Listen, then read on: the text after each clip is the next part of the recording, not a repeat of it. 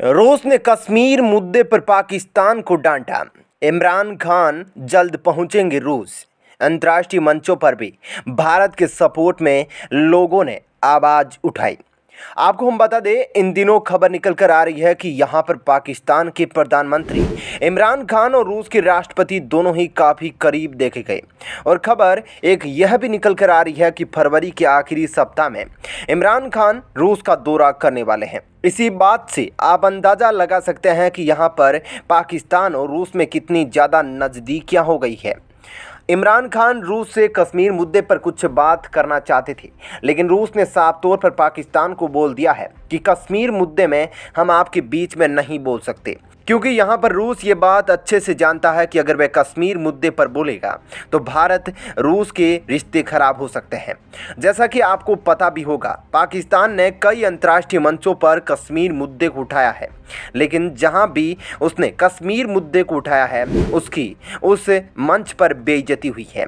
उसके बाद पाकिस्तान ने सोचा कि अब रूस पाकिस्तान की मदद करेगा, लेकिन भारत के दोस्त रूस ने भी साफ तौर पर मना कर दिया है कि कश्मीर मुद्दे पर हम आपका साथ नहीं दे सकते। रूस ने साफ तौर पर यह कह दिया कि कश्मीर नीति में उसकी तरफ से कोई भी बदलाव नहीं आया है। आपको हम बता दें, रूस ने कहा कि कश्मीर भारत और पाकिस्तान का द्विपक्षीय मुद्दा है। मॉस्को द्विपक्षीय मुद्दे की नीति पर हस्ताक्षर नहीं करने के लिए पूरी तरीके से कायम है। कश्मीर मुद्दे का समाधान भारत और पाकिस्तान को ही निकालना चाहिए। 1972 के शिमला समझौता और 1999 के लाहौर घोषणा पत्र पर आधारित होना चाहिए। आपको हम ये भी बता दें कि रूस ने अपनी तरफ से ये बात साफ कर दी है कि वह कश्मीर मुद्दे को द्विपक्षीय मुद्दा मानता है और रूस इस तरीके के मामले में हस्तक्षेप कभी नहीं करेगा। यहाँ पर रूस ने पाकिस्तान को इनडायरेक्टली ये बोल दिया है कि अगर तुमने रूस से कोई भी उम्मीद कश्मीर मुद्दे पर लगा रखी है तो वो उम्मीद तुम छोड़ सकते हो, क्योंकि रूस कभी भी कश्मीर मुद्दे पर नहीं बोलेगा। यहाँ पर यह बयान पुतिन ने उस समय दिया है जब इमरान खान रूस से नज़दीकियाँ बनाने की कोशिश में लगे हुए हैं। और खबर यह भी निकल कर आई है कि फरवरी महीने के आखिरी में इमरान खान रूस जाने वाले हैं और रूस की तरफ से कश्मीर को लेकर ऐसा बयान आना पाकिस्तान के लिए किसी बड़े झटके से कम नहीं है। वहीं दूसरी तरफ फ्रांसीसी राष्ट्रपति इमैनुअल मैक्रों ने सोमवार को रूसी राष्ट्रपति व्लादिमीर पुतिन से मॉस्को में मुलाकात की, जिसके बाद मीडिया रिपोर्ट्स में दावा किया गया कि दोनों देश यूक्रेन तनाव को कम करने के लिए किसी समझौते पर पहुंचे हैं। लेकिन अब रूस के प्रवक्ता दिमित्री पेस्कोव ने इस तरह के सभी दावों को खारिज कर दिया। पेस्कोव ने कहा, मौजूदा हालात में मॉस्को और पेरिस में कोई समझौता नहीं हो सका है। फ्रांस नाटो का मेंबर है, लेकिन वो इसका नेतृत्व नहीं कर रहा है। फ्रांसीसी अधिकारियों के हवाले से कहा जा रहा है कि रूस ने मैक्रो से वादा किया है कि रूसी सेना जल्द ही बेलारूस से बाहर निकल जाएगी। साथ ही निकट भविष्य में यूक्रेन बॉर्डर के नज़दीक कोई नया सैन्य अभ्यास नहीं करेगी। इस पर पेस्कोव ने कहा कि यूक्रेन में सैन्य तैनाती का इरादा हमेशा से अस्थायी था, लेकिन यह तैनाती कब खत्म होगी इस पर कोई भी वादा नहीं किया गया। रूसी प्रवक्ता ने नए युद्धाभ्यास के बारे में कोई भी बयान नहीं दिया। रूसी राष्ट्रपति से मिलने के बाद मैक्रो ने मंगलवार को कीव में यूक्रेन के राष्ट्रपति वोलोडिमीर जेलेंस्की से भी मुलाकात की। इस दौरान मैक्रो ने कहा, हम जिस तनाव में घिरे हुए हैं उसे कम नहीं समझा जाना चाहिए। मुझे नहीं लगता कि चंद घंटों की बातचीत से इस संकट को सुलझाया जा सकता है। पेरिस में लगभग 2 हफ्ते पहले 8 घंटे चली मीटिंग के बाद रूस और यूक्रेन सीज फायर पर सहमत हो गए थे। अब जल्द ही ये दोनों देश बर्लिन में मिलने वाले हैं। इस पर वोलोडिमीर जेलेंस्की ने कहा, हम बर्लिन में होने वाली बैठक को सकारात्मक रूप से देखते हैं, लेकिन अभी तक रूस से ऐसा कोई संकेत नहीं मिला है कि वो क्रीमिया से अपना कब्जा हटाने को तैयार है। किसी भी समझौते के लिए रूस की वापसी एक शर्त है।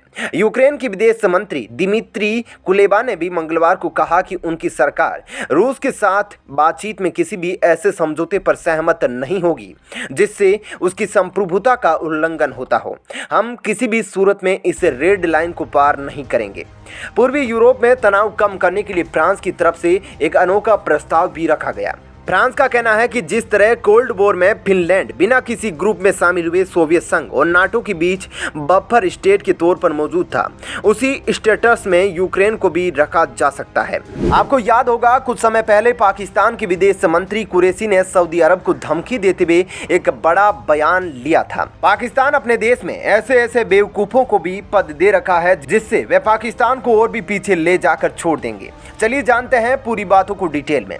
आपको हम बता दें कि पाकिस्तान के विदेश मंत्री कुरैशी ने सऊदी अरब को धमकी देते हुए यह कह दिया कि ओआईसी की बैठक नहीं हो रही है।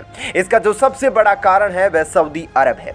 और इतना ही कहकर यहां पर कुरैशी चुप नहीं हुआ। उसके बाद कुरैशी ने कहा, अगर सऊदी अरब अपनी इस हरकत से बाज नहीं आया तो हम किसी और संगठन को चुन लेंगे।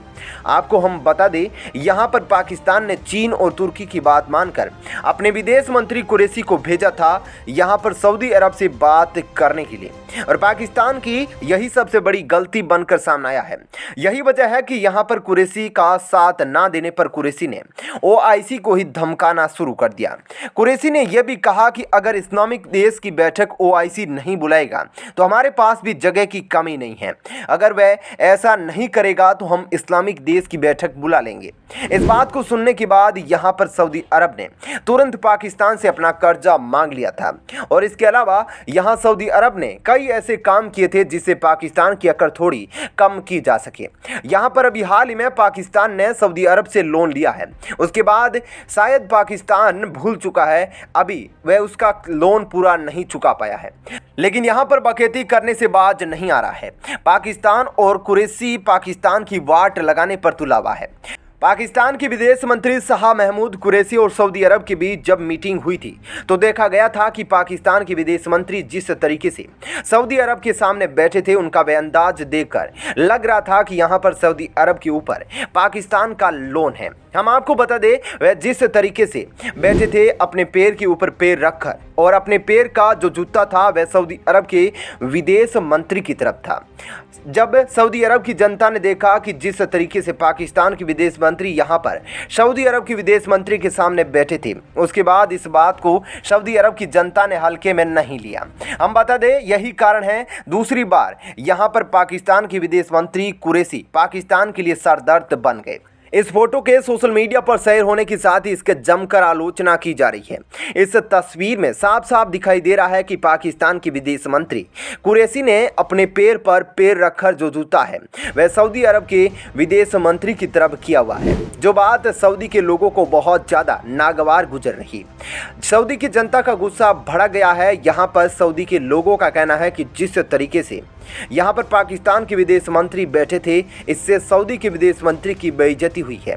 यहाँ पर लोगों ने फोटो के नीचे कमेंट करके अपनी राय रखी है। किसी ने लिखा, यहाँ बहुत ही गलत तरीके से सऊदी अरब के विदेश मंत्री का पाकिस्तान ने स्वागत किया। बहुत लोगों ने ट्विटर पर लिखा कि यहाँ पर सऊदी अरब के विदेश मंत्री को तुरंत उठकर वहाँ से चला जाना चाहिए था। और किसी ने लिखा कि पाकिस्तान के विदेश मंत्री का सऊदी अरब के विदेश मंत्री के प्रति मूर्खतापूर्ण व्यवहार गलत है। यहाँ पर पाकिस्तान के प्रधानमंत्री इमरान खान को लग रहा था कि वह रूस से बोलेंगे कि कश्मीर मुद्दे पर वह कुछ बोल दे, लेकिन रूस भारत के खिलाफ कहाँ बोलने वाला था। यह बात रूस ने एक बार फिर साबित कर दी। रूस भारत का एक अच्छा दोस्त है, उसने यह बात फिर से बता दी है। इस विषय में आपकी क्या राय है? आप अपनी राय कमेंट बॉक्स में लिखकर बता सकते हैं। जय हिंद।